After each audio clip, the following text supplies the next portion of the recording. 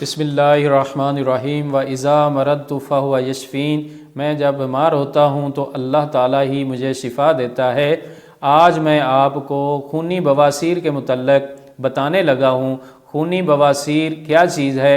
گرم غذائیں کھانے پینے سے خون جل کر کثیف ہو جاتا ہے اور جگر کی طرف کھلے طور پر نہیں جا سکتا، بلکہ نیچے کی طرف متوجہ ہو کر رگوں کے آخری سرے تک جو وریدیں مستقیم سے ملی ہوئی ہیں خون ان میں پہنچ جاتا ہے، جس کو مسا کہتے ہیں۔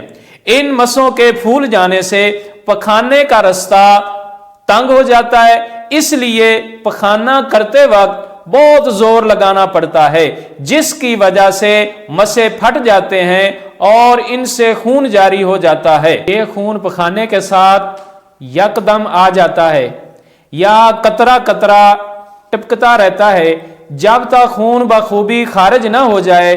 مقعد میں بوجھ، سوزش اور خارش رہتی ہے۔ یہ مرض بعض اوقات ماروثی بھی ہو جاتا ہے، لیکن آپ کو پریشان ہونے کی ضرورت نہیں۔ میں ایک ہربلسٹ ذمہ داری سے نسخہ بیان کرنے لگا ہوں جس کے استعمال سے آپ کو مکمل نجات مل جائے گی۔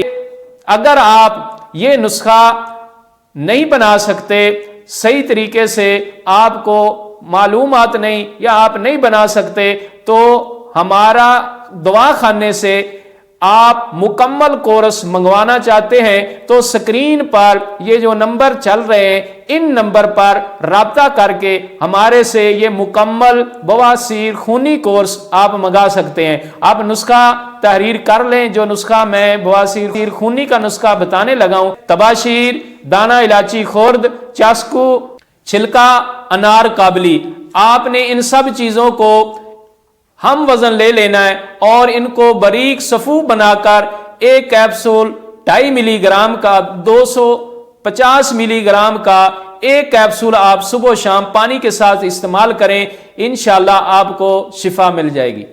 اگر آپ کو ہماری یہ ویڈیو پسند آئی ہے تو آپ ہمارے چینل کو سبسکرائب کریں اور شیئر کریں اور لائک